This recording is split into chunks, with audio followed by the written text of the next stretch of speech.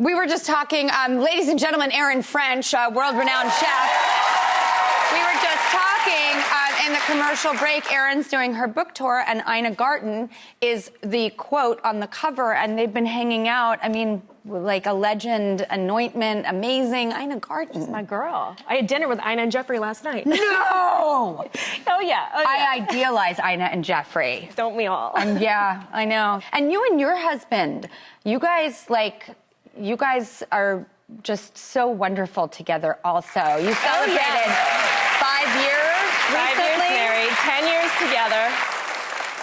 Is it true you met on Match.com? Yes.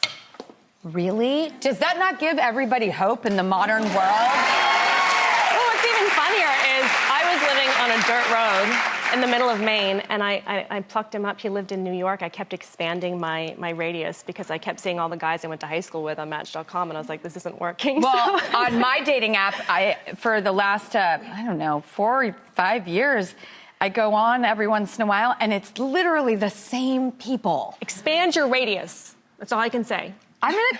Thank you. I'm going to try that.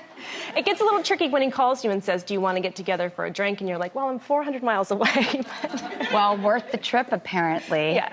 Oh, my God. Okay, so how and why do you approach tablescaping the way you do? Like, when you see Erin's restaurant, it's literally, you're like, I want that in my life. How do I do that? I mean, that is her restaurant. It is the most romantic, cozy, beautiful.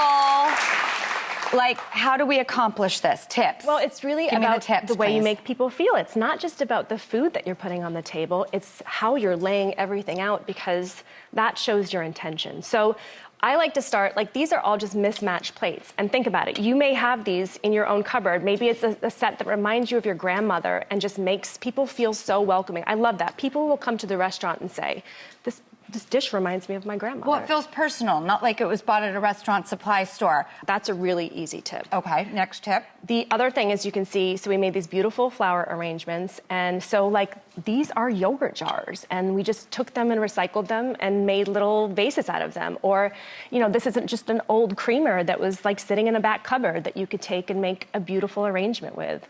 You know, a water pitcher, just find some different things that are different vessels, and that feels intentional, and people will feel that feeling of that you put so much thought into it that they're gonna feel loved. And you say something about being a tablecloth renegade? Sometimes, yeah. So I'm either like, don't put tablecloths down at all, or do it on a Wednesday night. Like, don't make it about a holiday.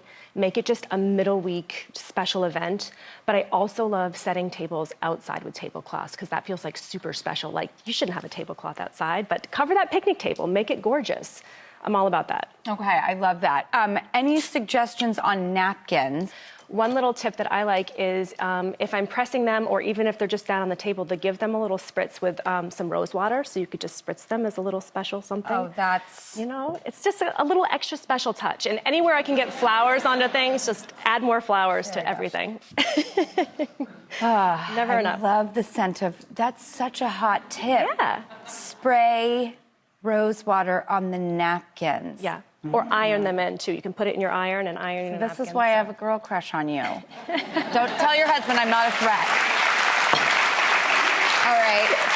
Your new cookbook, that is my recent love, my book that I'm currently reading right now, Big Heart, Little Stove, is out. You're on your book tour. And this is, I think... One of the reasons why I love you so much is because I think we're all looking for permission in life. And I stress the word permission to be ourselves.